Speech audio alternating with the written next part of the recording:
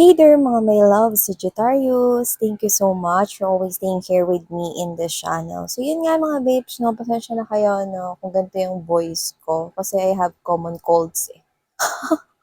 Common colds. Arte, di na lang sinabing sipon. So yun, napasintabi mga babes sa mga kumakain or may iniinom dyan. So yun mga babes, no, yan. So yeah, bago natin simulan ng pag-alam ng energies ninyo or mga magiging posible maging kaganapan here for you guys, reminders na hindi ito for everybody. So just take only what person needs with you, and of course, this is timeless. Pwedeng tapos na sa iba, pwedeng nangyayari naman sa kasalukuyan at pwedeng hindi pa. At isang prediction naman for the future. So yun yung mga babes, so wala tayong gender ba, lalaki, LGBT, cross-watchers. You're all welcome here. You can flip roles if you want. And of course, hi and hello new subscribers. My name is Yan. And to returning subscribers, maraming salamat. So yeah, now let's get to know these happenings or events here for you guys. Sagittarius. So yeah. Spirits and angel guides, Archangel Michael, thank you so much. What do we have here? Messages for my Sagittarian people. If it's for Sagittarius, please. Messages for Sagittarius, can you please show me? Sagittarius.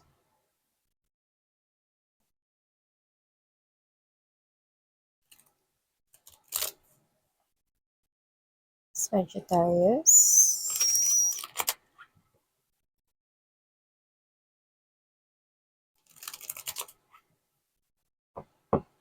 Okay, so yeah, let's get to know these messages here for you guys. So first energy we've got right here for you, Sagittarius, is this Ace of Air energy.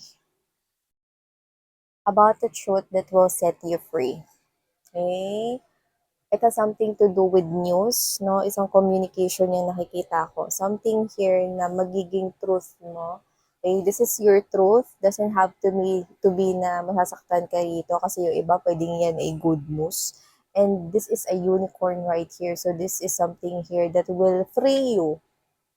Or parang nakalaya ka, no? Parang naka-flee ka, no? So kung ano man yung situation, ay do pick up, no? Na parang pwedeng matagal mo na rin iniisip for others of you, no? Ano ba talaga yung nangyari before, no? Ano ba talaga yung tanong sa sagot ninyo, no? Ay, ano?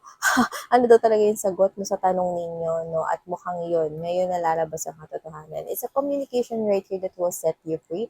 Others of you, this could be something here na magpapalaya sa sitwasyon mo. Kunwari, good news na may kinalaman sa trabaho, pwedeng nag-apply ka and you are getting hired. Ganong klase ng energy. Something here that will cause surprise or parang magugulat, no? Parang shocking surprise ito for you guys, okay? So, I do not really pick that it has something to bother about. I really did not pick right here na ito ay something na coming from heart pain or heartache, okay? Like, hindi ganun yung nasa-sense ko. But with this Ace of Air energy, I to pick up that this is something that magpapalaya sa'yo or sa situation mo. Yun yung energy na nakukuha natin dito. So, let's keep moving to get more information. Yeah, see, it's a higher level, okay? Higher level of something. So, yung iba pwedeng trabaho yan, no? You will receive here a good news, pwedeng via phone call or email, or this could be from, coming from social media application. So, baka yun yung means of communication, pero you will receive here some kind of an upgrade, okay, sa iyong trabaho, okay, upgrade sa iyong designation, position, kung ikaw man ay working with a company, or upgrade sa iyong recognition sa business mo, kung yan man ay business or something na itinaguyod or sinisimulan mo. Okay? So, iba pwedeng yan ay sideline. Nakikita ko yung recognition ng tao dito, supporting you kung ano man yung products, items, or kung ano man yan, no, na sinisimulan mo dito. Iba you're working with a company, and I'm seeing you receiving here something na upgrade or parang nakikita ko na parang na-recognize ka for something, for a job well done right here. So this is something here na magpapalaya sa'yo from your situation. So if you feel like na yung budget mo is ganun lang and hindi ka nakakaipon talaga, now is the time which is very good kasi makakapagsimula ka ng makapag-ipon.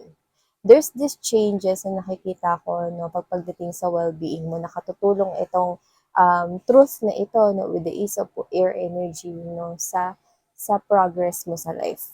Hindi nakikita ko dito. So, I'm seeing you, Sagittarius, from here that you will receive here something, okay, na I do pick up na magiging happy ka or iti-treasure mo talaga ito. So, yung iba, it has something to do with receiving here a good news as well when it comes to your love life. Because I do pick up right here that as a communication coming into someone you really love. So, yung iba, baka yan ay asawa, boyfriend, girlfriend mo na, may connection or relationship or may label na kayo, but doesn't have to be a communication right here expressing na yung iba, kung boyfriend, girlfriend, or asawa mo siya, this person could be expressing more na mas mahal ka niya, mas minamahal ka niya, ine-express at pinapakita at ipaparamdam niya pa sa'yo na minamahal ka niya. So, yung iba, meron ditong energy na kayo ay LDR or magkalayo, no? Pero yung iba doesn't have to be na magkalayo. Pwedeng nitong mga nakaraang buwan or mga linggo, no, parang medyo may busy dito. So, I don't know if that's coming from your side or your person's side, pero nakikita ko rito na mas lalong madadagdagan, no? At saka mas lalo niyong mamimiss yung isa't isa. Actually, yung pagkamiss ngayon parang nagbubukas rito ng understanding sa situation ninyo, no? It's like you're missing each other. Yan, no?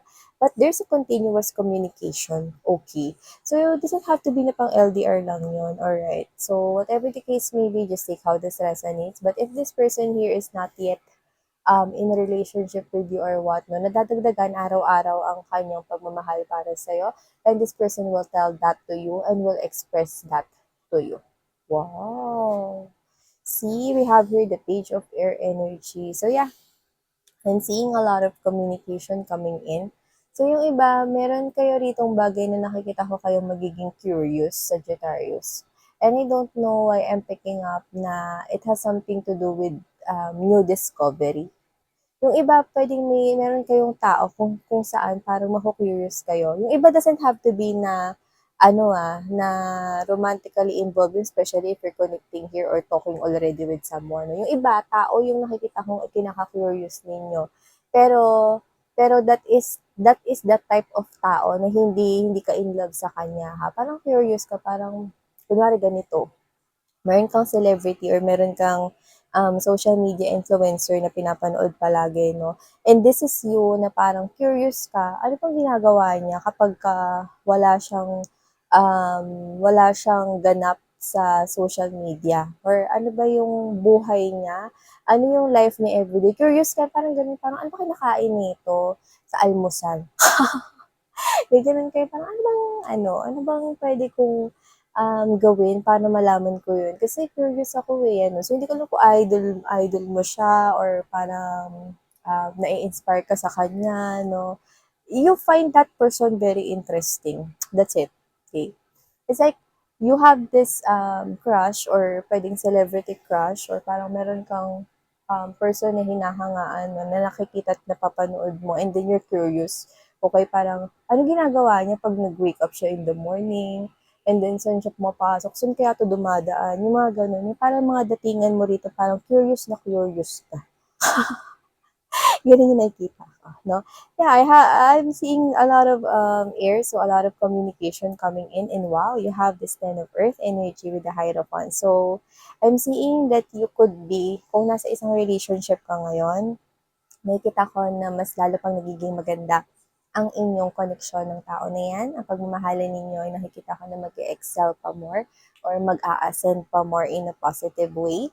And of course, it is a call for marriage as well kung hindi pa kayo kinakasal niyan at kung kasal na kayo nitong tao na to, no, I'm seeing you na mas lalo pa yung ipaparamdam sa iyo ang kanyang pagmamahal for you guys. So this is someone here na talagang serious or sigurado talaga pagdating sa'yo. Hindi na siya nalilito dito sa pag-ibig, no? Kasi hindi ako nakakita rito ng teenager na energy, kundi isang mature na woman or mature na man right here. So, yung iba, pwedeng hindi pa kayo magka-in relationship, pero this person here wants marriage with you guys. And this person is actually viewing you as worthy sa kanyang oras. Like, hindi sayang yung oras niya kung ito ay ilalaan niya sa'yo. So, kung meron siyang mga parang free time, no, pakiramdam niya, no, sobrang worthy na ginagamit niya yun sa'yo. Yan, no, sombongga, parang, kunwari, sa lunch niya, hindi naman for free time lang niya kayo kakausapin, no, parang, pagkausap niya kayo, walang sayang na oras. O kunwari, ganito, kausap niya kayo na simula gabi hanggang madaling araw, may pasok pa kayo both sa morning. Parang sa kanya okay lang, hindi naman nasayang yung oras niya kahit na 2 hours lang yung tulog niya before going to school or before going to work, yung ganun energy. No? So, this person here actually, seeing every second spent with you, sobrang deserve mo daw. Yan, no, taray, in love talaga siya sa'yo. Yeah, this curiosity will take you, no, up into the situation we're in. This is you parang sa sobrang curious mo sa kanya. Yung iba parang eto honey, in love na kayo dyan sa pinapanood nyo. To the point na hindi yung in love na gusto nyo siyang jowain or ligawan, especially if you're connecting here with someone na, no, hindi ganun. Pero parang gusto niyo siya rito na parang ma-meet, okay. Yung ganun, parang ina-idolize ko siya, gusto niyo siyang ma-meet in person, gusto niyo siyang makilala, no, parang okay na yung iba doesn't have to be na artista, pwede mga social media influencer, baka may pinapanood ko sa TikTok, yung mga ganyan, no, or mga content creators, mga ganun. So, I'm seeing you right here na mas magdedwell ka pa sa taong yan, okay? Mas isasali mo siya no sa not necessarily daily routine. Parang isasali mo siya as part of your life, no? Pero nakita ko. So whatever the case may be, either hindi mo siya araw-araw panoorin or what, no? You always make sure na hindi mo siya nakakalimutan.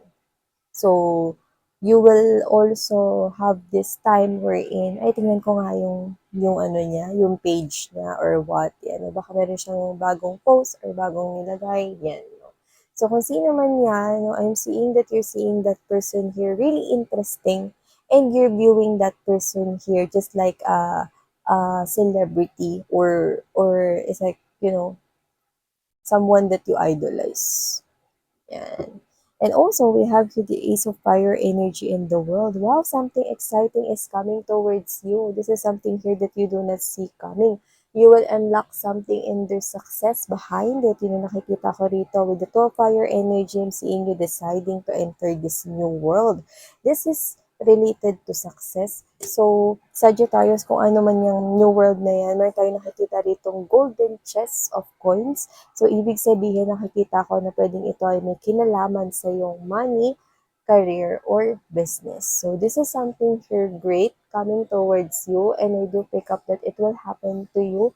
I'm picking up 3rd month from now. So, this could be January, March, okay? So, whatever the case may be, could be Aries season, but whatever it is, I do pick up that this year, there will be something here that you will unlock, and it is something related to success, or you will achieve something big here when it comes to pentacles, coins, and money. So, wow, Capricorn, claim and receive this, honey, because I know that you deserve this, okay? And also, I'm picking up that you will be receiving here a communication from someone who did not treated you nicely in the past. Pero yung communication na yun, hindi ko nakikitang maganda. So, pwedeng mauwi yun sa either mahalungkat na naman yung nakaraan or parang kasi ganito pwede makipag-usap siya para makipag-ayos. Pero yung ending hindi magiging maayos. Kasi nakikita ko na kung sino man tong person na to na makakausap mo na parang hindi niya trip yun na pagsasabihan siya. Parang ikaw to na, bakit pa siya nakapag-usap sa akin, miss yan, no? So, whoever this person is, hindi ko alam kung maikli ba yung pasensya niya or what, no? Or ayaw niya lang na parang kinukorek or tinatama siya. Doesn't have to be na past lover mo lang ito. Pwede rin naman na friend mo to old friend na matigas yung ulo. Ganun yung nakikita ko dito. Someone here who did not treated you nicely in the past. So, just take how this resonates. So, ito ang mga mensahe nakuha natin for you, Capricorn. Thank you so much, Aranghel. Capricorn, Sagittarius, I keep on saying Capricorn. Okay, so maybe you're dealing here with Capricorn, but this is for Sagittarius people, alright? So yeah, whoever this energies here na nakaka-resonate dito in this reading, okay, this is for Sagittarius. Alright? And cross watchers, you can flip roles if you want. Yung iba, maaring ang cross watchers nyo ay Capricorn, but doesn't have to be. If ma-mention man ang zodiac sign, no, let's not focus to that. Focus on the storyline, in the vibration, in the connection. So, thank you so much, Sagittarius. Sarang Hail Love and Light. Ayun.